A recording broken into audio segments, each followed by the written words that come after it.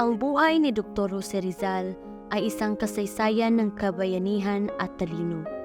Ang kanyang pag-usbong at pagtatagumpay sa kabila ng mga pagsubok at panganib ay nagbigay inspirasyon hindi lamang sa kanyang mga kababayan kundi sa buong mundo. Sa pangunguna ng kanyang diwa at talino, si Dr. Jose Rizal ay naging simbolo ng pag-asa, pagmamahal sa bayan at pakikibaka para sa katarungan at kalayaan.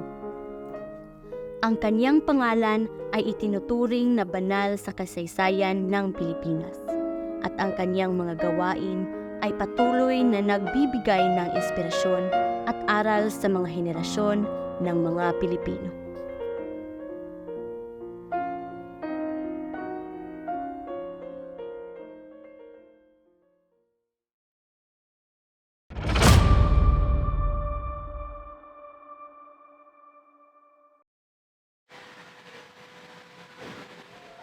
Ready! Load! Aim!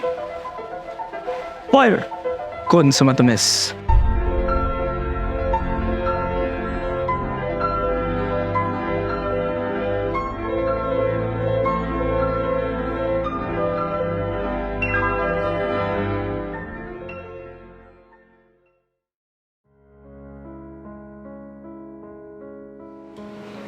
Kinakailangan na ng ating anak na pumasok at mag-aral sa paaralan. Mahal ko, pwedeng dito lang siya sa ating tahanan palagi turuan. Pero Francisco, hindi ba't alam mo naman na sakitin ang ating anak? Oo, pero alam ko na masasanay rin siya dahil lakas din naman ang kanyang katawan. Pasyano, halika nga dito. Pinapatawag niyo daw po ako, tatang. Oo, Pasyano, maaari mo bang ihatid sa binan ng iyong kapatid dahil doon na muna siya mamamalagi at mag-aaral. Sige po, itang. Mag-ingat siya. At doon na nga nagsimula ang pakikibaka ni Rizal na malayo sa kanyang pamilya. Unang araw pa lamang sa binyan ay nagsimula na agad ang kanilang klase sa pangunguna ng guro nila na si Maestro Justiniano Aquino Cruz. Magandang umaga sa inyo. Magandang umaga po. Ang ating tatalakayin ngayon ay tungkol sa wikang Espanyol. Ikaw, Jose, marunong ka bang magsalita ng Espanyol? Konti lang po, bro. Salitang Latin. Kaunti lang din po, bro. Ikaw, Jose, maliit ka na ang baka. Maliit pa ang karaman mo. Sensya na po, bro. Sa kanyang murang edad, nasaksihan ni Jose ang pagmamalupit at pag-aalipusta ng mga Kastila sa mga Pilipino. Kayong tatlo ay Gaya natulan na ng kamatayan lamang sa pamagitan ng sa garote. tatlong pari Ha?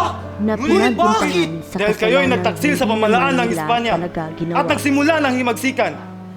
Dalhin sa sakulungan!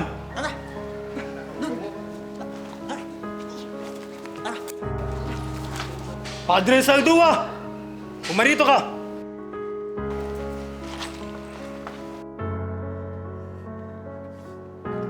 Bakit po, General? Kaya ko ipatigil ang pagbitay sa iyo. Pero sa isang kondisyon. Kung isasakdal mo ang iyong makasamang pari. Sige po, General. Basta ipapangako mo sa akin ang aking kaligtasan. Ngunit siya ay niloko lamang ng general. At sa araw ng pagbitay ay silang tatlo ang bibitay. Pinapatawad na kita, anak. At sana yung Diyos ay patawarin ka rin. Huwag gaya ng pagpapatawad mo sa Ako ay inosente! Ngunit ano bang nagawa kong kasalanan? Ako ba'y mamamatay man lang na walang saysay? O Diyos ko! Walang katarungan sa mundong ito! Patawarin mo ako, Padre, sa aking gagawin. Pinapatawad na kita, anak. Gawin mo ang utos. Saklihan niyo ang pagbitay sa tatlong hari na ito. Sila ay mga kapihin sa simbahan, mga ere! Noong ika-10 ng Hunyo, taong 1872, sinamahan si Jose ng kanyang kuya Pasyano patungo sa Maynila. Dooy nagbabakasakali sila na makapasok sa Universidad ng Ateneo.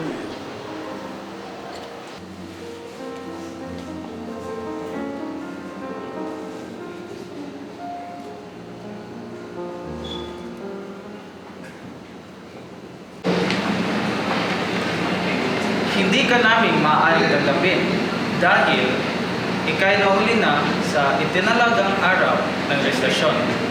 Kalawa, mukha kang sakitin at patpatin para sa iyong edad. Oo rin po, Padre Martin. Ngunit nakakasiguro akong mahusay na mag-aaral itong si Jose. Nagitiyak kong magandang madudulot niya sa reputasyon ng ating paralan. Kaya nararapat lamang tanggapin natin siya.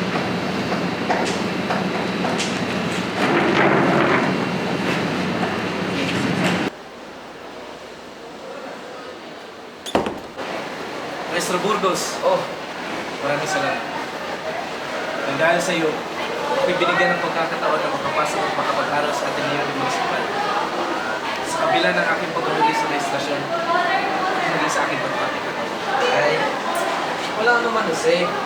Ang akin lang ay pagbutihin mo yung pag-aaral dito. Maraming salamat.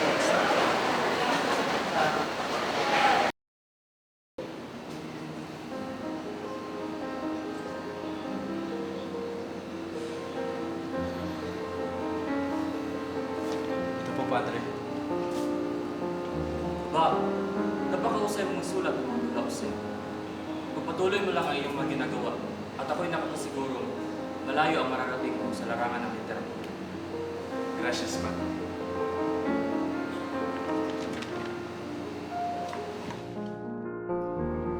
Marso 23, 1877.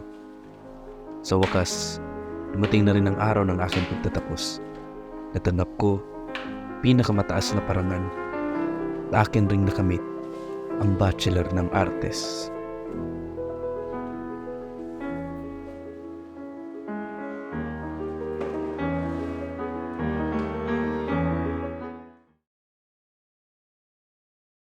Jose, ano bang iniisip mo? Masyado ka na atang maraming nalalaman at baka ikaw ay magpupunta na iyong ulo. Francisco! Pigilan mo nga ang iyong anak sa kanyang pinaplano. Hayaan mo na siya, Teodora. Kung yan ay nais niya, bigyan natin siya ng pagkakataon na magdesisyon ng kanya.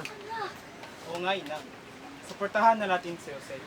Mas maganda siguro na mas maintindihan niya ang lagay ng ating bansa sa pamagitan ng edukasyon. Hindi. Oo, Teodora. Nanang, tatang. Alis na po ako. Ingat Kuya. ka, Jose. Mabuti nang ipagpatuloy na lamang sa ibang bansa ang aking pag-aaral. Dahil aking nakita sa Universidad ng Santo Tomas ang diskriminasyon sa mga Pilipinong mag-aaral na tulad ko. Hindi ko na matiis ang pang-aapi ng mga prosesor at namumunuan. Higit na makabubutang ipagpatuloy ko sa ibang bansa ang aking pangarap na maging isang manggagamot. Sa wakas, ako'y nakarating na rin sa Espanya. Ibang-ibang ito sa aking bayan. Noong una hindi ko gaanong nagustuhan ang Barcelona. Ngunit habang ako'y nagtatagal, unti-unti kong nagustuhan at nararamdaman ang pagiging malaya.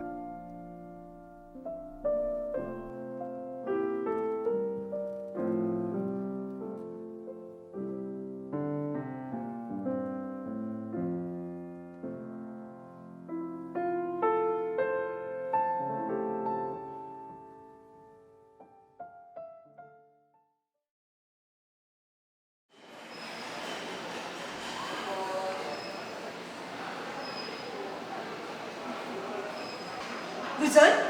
Ikaw ba yan? Ano nangyari sa'yo? Walang dumating na pera mula kay Kuya pa siya nung ngayong mga nakaraang buwan.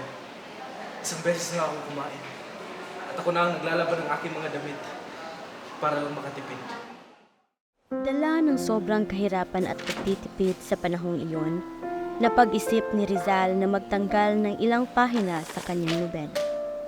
Isa sa mga kabanata na kanyang itinanggal ay ang kabanata patungkol kina Elias at Salome, na dapat ito ang ika-25 kabanata. Sa wakas, naghanap din tayo ng manglilibag ng no limit tangere. Ang laki ng tipid natin sa billionaire na humingi lamang ng 300 para sa 2,000 kopya. Masyado ka kasing nagtitipid sa. Kaya ko nang bayaran kahit sino tayo magpulimban. Mas mabuti na makatipid. Tama na.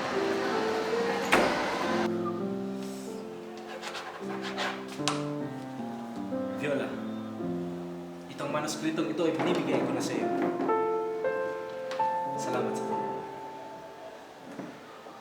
Salamat, Rizal. Karangal.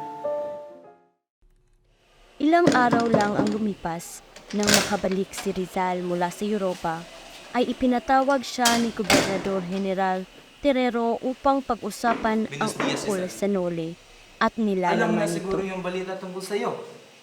Delikado ang buhay mo. Kung kaya't nais kong lisanin mo ang Pilipinas sa lalong madaling panahon. Ngunit, wala akong nakikitang masama sa mga nilimbag ko.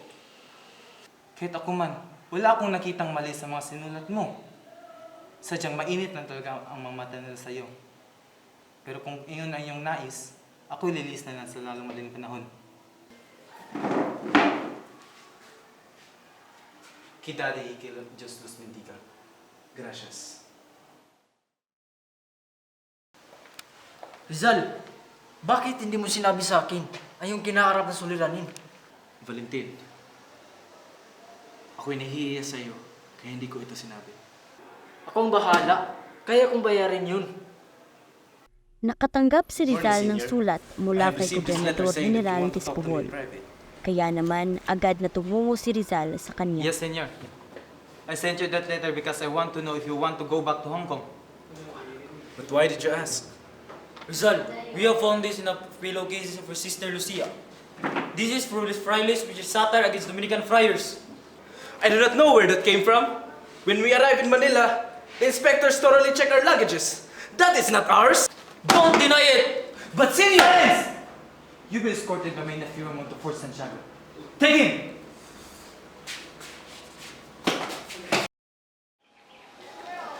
Dr. Rizal! Kamusta? Pio Valenzuela? Dr. Pio Valenzuela, ikaw pala yan. Ano sa mo at naparito ka? Nais ko sana ipatingin sa iyo ang aking kasamahan. May problema sa kanyang mga mata.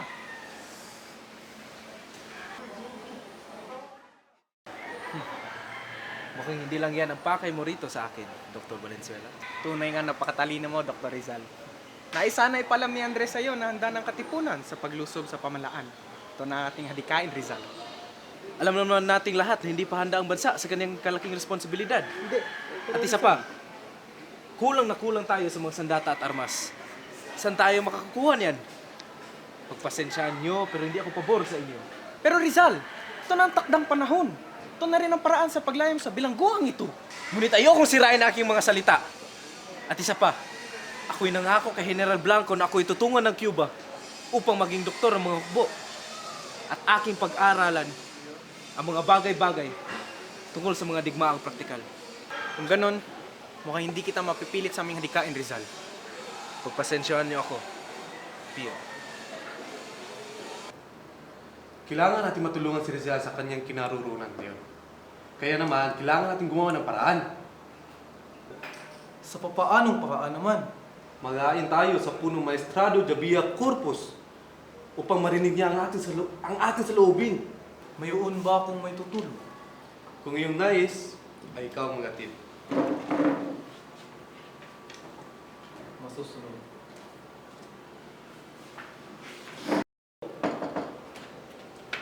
Ginoo, mukhang hindi tayo pinakinggan ng mga Kastila na ating mga sinanggunin. Ano pa bang maasahan natin sa mga Kastila na yan? Ang malaga ay matulungan natin si Rizal. Ayon sa aking pagsisiyasat ay may dalawang katibayan ako laban sa iyo. Una ay ang mga sinumpaang pahayag mula sa iyo mga nasa nabuha sa buhay. At ang pangalawa ay ang mga katibayan dokumento tulad ng mga artikulo, tula, liham at mga talumpati na iyong sinulat. Walang masama sa mga tula at artikulong ginawa ko! Hindi ito makatarungan! Sisiguraduhin ko na malilinis ko ang aking pangalan. Ito lang mga aking may mumukay. Pinapahintulutan kita na mamimili ng manananggol.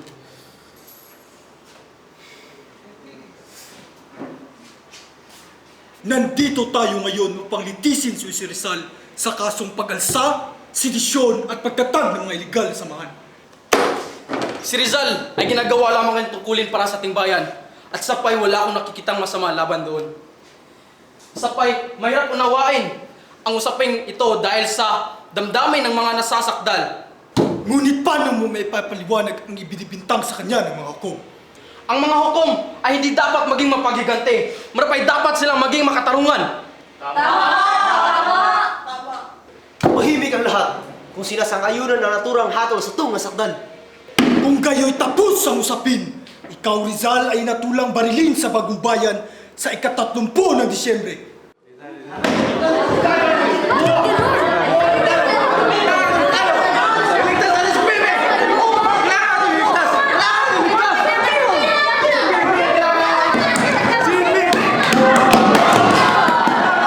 Tumahimik kayo! Ba, pasyado. Masyadong mahigpit ang pagbabantay ng mga Kastila kay Pepe. Hindi maaaring magawa ang nais nyo. Ngunit handa kaming magbuwis ng buhay para kay Jose Rizal. Oo nga! Mabuhay si Rizal!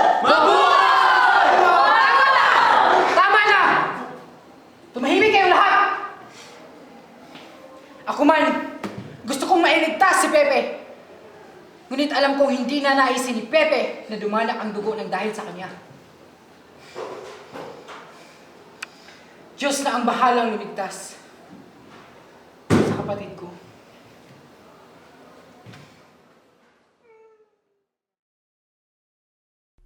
Ika-30 ng Disyembre, 1876. No! Ang araw ng pagkamatay ni Rizal. Ready! Load! Aim! Fire! Kon sa matamis.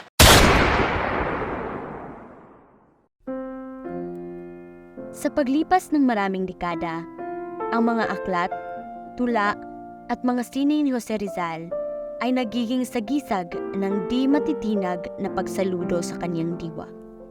Ipinagpapatuloy ng bawat salita at pintig ng kanyang sining ang paglalakbay ng kasaysayan.